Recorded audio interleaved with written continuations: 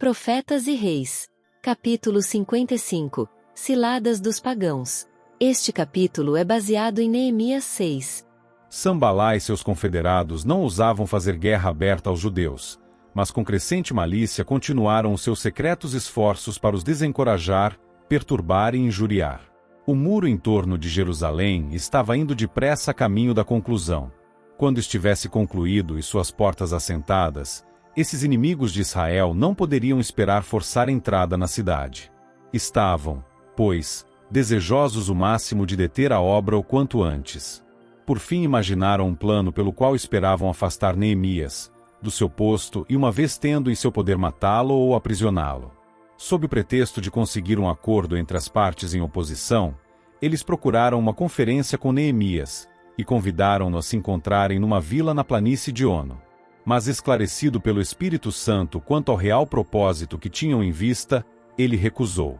Enviei-lhes mensageiros, a dizer, ele escreve: estou fazendo uma grande obra, de modo que não poderei descer. Por que cessaria esta obra, enquanto eu a deixasse e fosse ter convosco? Mas os tentadores foram persistentes. 4 vezes enviaram mensageiros com a mesma missão, e 4 vezes receberam idêntica resposta. Verificando que esse esquema não funcionou, eles decidiram tentar um plano mais ousado. Sambalá enviou a Neemias um portador com uma carta aberta em que dizia: Entre as gentes se ouviu, e Gasmu diz, que tu e os judeus intentais revoltar-vos, pelo que edificas o muro, e que tu te farás rei e que puseste profetas, para pregarem de ti em Jerusalém, dizendo: Este é rei em Judá. Ora o rei o ouvirá, segundo estas palavras: Vem, pois, agora e consultemos juntamente. Neemias 6, versos 3 a 7. Fosse verdade que tais boatos estavam circulando, e teria havido motivos para apreensão, pois logo o informe teria sido levado ao rei, que poderia determinar as mais severas medidas ante uma leve suspeita. Mas Neemias estava convicto de que a carta era inteiramente falsa, escrita para suscitar seus temores e fazê-lo cair no laço. Esta conclusão foi fortalecida pelo fato de que a carta havia sido enviada aberta, evidentemente para que as pessoas pudessem ler o que continha e ficarem alarmadas e intimidadas. Neemias prontamente enviou a resposta: De tudo o que dizes coisa nenhuma sucedeu, mas tudo teu coração inventas. Neemias 6, verso 8. Neemias não ignorava os ardis de Satanás. Ele sabia que o que se fazia eram tentativas de enfraquecer as mãos dos construtores, e assim frustrar-lhes os esforços. Vez após vez Satanás havia sido derrotado, e agora, com mais profunda malícia e engenho, ele tramou para o servo de Deus um ardil mais sutil e perigoso. Sambalá e seus companheiros assalariaram homens que professavam ser amigos de Neemias, para que lhe dessem maus conselhos como se partissem do Senhor. O mais empenhado nesta obra iníqua era Semaías, homem anteriormente tido em boa reputação por Neemias. Esse homem fechara-se numa câmara próxima ao santuário, como se temendo estar a sua vida em perigo. O templo estava então protegido por muros e portas, mas as portas da cidade ainda não tinham sido postas. Fingindo grande preocupação pela segurança de Neemias, Semaías aconselhou a buscar refúgio no templo. Vamos juntamente à casa de Deus, ele propôs, ao meio do templo, e fechemos as portas do templo, porque virão matar-te, sim, de noite virão matar-te. Neemias 6, verso 10. Tivesse Neemias seguido este conselho traiçoeiro, e teria sacrificado sua fé em Deus, e teria aparecido aos olhos do povo como covarde e desprezível. Em vista da importante obra que ele tinha assumido, e a confiança que professava ter no poder de Deus, teria sido absolutamente fora de propósito para ele esconder-se como se estivesse com medo. Espalhar-se-ia o alarma entre o povo, e cada um teria procurado sua própria segurança, ficando a cidade desprotegida, vindo a cair presa dos seus inimigos. Este procedimento desavisado da parte de Neemias seria uma virtual entrega de tudo o que tinha sido alcançado. Neemias não demorou a penetrar o verdadeiro caráter e objetivo do seu conselheiro. Conheci que eis que não era Deus quem o enviara, ele diz. Mas esta profecia falou contra mim, porquanto Tobias e Sambalá o subornaram. Para isto o subornaram, para me atemorizar, e para que eu assim fizesse, e pecasse, para que tivessem alguma coisa a fim de me infamarem, e assim me vituperarem. O infamante conselho dado por Semaías fora apoiado por mais que um homem de alta reputação, que, enquanto professando amizade por Neemias, estavam secretamente aliados com seus inimigos. Mas não tiveram êxito com seu engano. A destemida resposta de Neemias foi: Um homem como eu fugiria. E quem há, como eu, que entre no templo e viva? De maneira nenhuma entrarei. Neemias 6, versos 12, 13 e 11. Apesar das ciladas dos inimigos, a obra de reconstrução prosseguiu firmemente, e em menos de 2 meses desde a chegada de Neemias a Jerusalém, a cidade havia sido circundada de defesas, e os construtores podiam andar sobre os muros e olhar lá embaixo seus inimigos atonitos e derrotados. Ouvindo todos os nossos inimigos, temeram todos os gentios que havia em roda de nós, e abateram-se muito em seus próprios olhos, escreveu Neemias, porque reconheceram que o nosso Deus fizera esta obra. Mas nem mesmo esta evidência da mão controladora do Senhor fora suficiente para conter o descontentamento, a traição e rebelião entre os israelitas. Alguns nobres de Judá escreveram muitas cartas, que iam para Tobias, e as cartas de Tobias vinham para eles. Porque muitos em Judá se lhe ajuramentaram, porque era genro de Secanias. Neemias 6, versos 16 a 18. Aqui se veem os maus resultados de mistura matrimonial com idólatras. Uma família de Judá se aparentara com os inimigos de Deus, e essa relação havia se provado um laço. Muitos outros haviam feito o mesmo. Esses, como a multidão mestiça que viera com Israel do Egito, foram uma fonte de contínua perturbação. Eles não eram sinceros em seu serviço, e quando a obra de Deus demandou sacrifício, mostraram-se prontos para violar seu solene juramento de cooperação e ajuda. Alguns que haviam estado na dianteira em planejar ciladas contra os judeus, passam a manifestar o desejo de estar em boa paz com eles.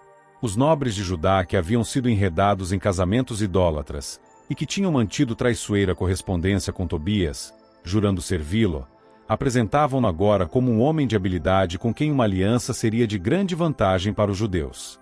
Ao mesmo tempo, traiçoeiramente, lhe levavam os planos e movimentos de Neemias.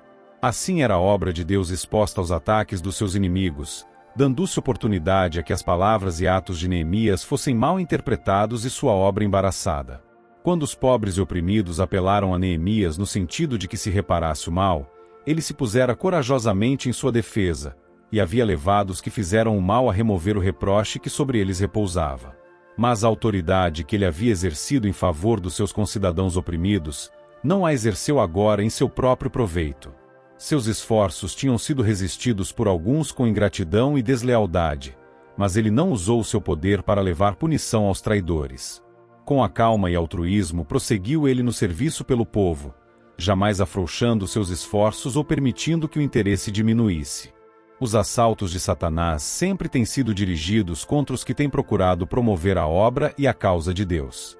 Embora muitas vezes frustrado, ele renova outro tanto seus ataques com vigor igualmente renovado, usando meios até então não experimentados. Mas o que há mais de temer é a sua secreta operação por intermédio dos que se professam amigos da obra de Deus. A oposição aberta pode ser feroz e cruel, mas traz em si muito menos perigo para a causa de Deus que a inimizade secreta dos que, enquanto professando servir a Deus, são servos cordiais de Satanás. Esses têm em seu poder colocar toda a vantagem nas mãos dos que usariam seu conhecimento para embaraçar a obra de Deus e lesar seus servos. Todo artifício que o príncipe das trevas pode sugerir será empregado para induzir os servos de Deus a formar uma confederação com os agentes de Satanás. Repetidas solicitações virão chamá-los do dever, mas como Neemias, eles devem firmemente responder: estou fazendo uma grande obra, de modo que não poderei descer. Os obreiros de Deus podem manter-se a salvo com sua obra, permitindo que seus esforços refutem as falsidades que a malícia possa cunhar para prejudicá-los. Como os construtores dos muros de Jerusalém, devem recusar ser desviados de sua obra pelas ameaças, motejos ou falsidades. Nem por um momento devem relaxar sua atenção ou vigilância, pois os inimigos estão de contínuo em seu rastro. Devem orar sempre a Deus, e pôr uma guarda contra eles, de dia e de noite. Neemias 4, verso 9. Ao aproximar-se o tempo do fim, as tentações de Satanás serão dirigidas com maior poder contra os obreiros de Deus. Ele empregará agentes humanos para insultar e desanimar os que edificam o muro, mas se os edificadores descerem para enfrentar esses ataques, isto tão somente retardaria a obra. Devem eles procurar derrotar os propósitos dos seus adversários, mas não devem permitir que coisa alguma os desvie de sua obra. A verdade é mais forte que o erro, e o direito prevalecerá sobre a injustiça. Também não devem eles permitir que seus inimigos lhes conquistem a amizade e a simpatia, e assim induzi-los a desviarem-se do posto do dever. Aquele que por qualquer ato desavisado expõe a causa de Deus à vergonha, ou enfraquece as mãos dos seus cobreiros, põe sobre o próprio caráter uma nódoa não facilmente removível, e coloca um sério obstáculo no caminho de sua futura prestatividade. Os que deixam a lei louvam o ímpio. Provérbios 28, verso 4. Quando os que se estão unindo com o mundo, embora proclamando grande pureza, reclamam união com os que sempre foram opositores da causa da verdade, devemos temer e evitá-los tão decididamente como fez Neemias. Tal conselho é sugerido pelo inimigo de todo o bem. É o falar de oportunistas, e deve ser resistido tão resolutamente hoje como foi então. Qualquer que seja a influência que tende a desviar a fé do povo de Deus em seu poder guiador, deve ser firmemente resistida. Na firme devoção de Neemias à obra de Deus, e sua confiança igualmente firme em Deus, está a razão da derrota dos seus inimigos em atraí-lo ao seu poder. A alma indolente facilmente cai presa da tentação, mas na vida que tem nobre alvo, absorvente propósito, o mal encontra pouco terreno. A fé de quem está constantemente avançando não se debilita, pois acima, embaixo, além, ele reconhece o infinito amor promovendo todas as coisas para a realização do seu bom propósito. Os verdadeiros servos de Deus trabalham com determinação que não falhará, porque estão na constante dependência do trono da graça. Deus tem provido assistência para todas as emergências que superam os recursos humanos.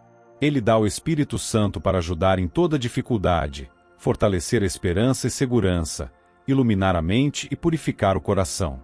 Ele provê oportunidades e soluções. Se seu povo estiver atento à sua providência e pronto para cooperar com ele, poderosos resultados serão vistos.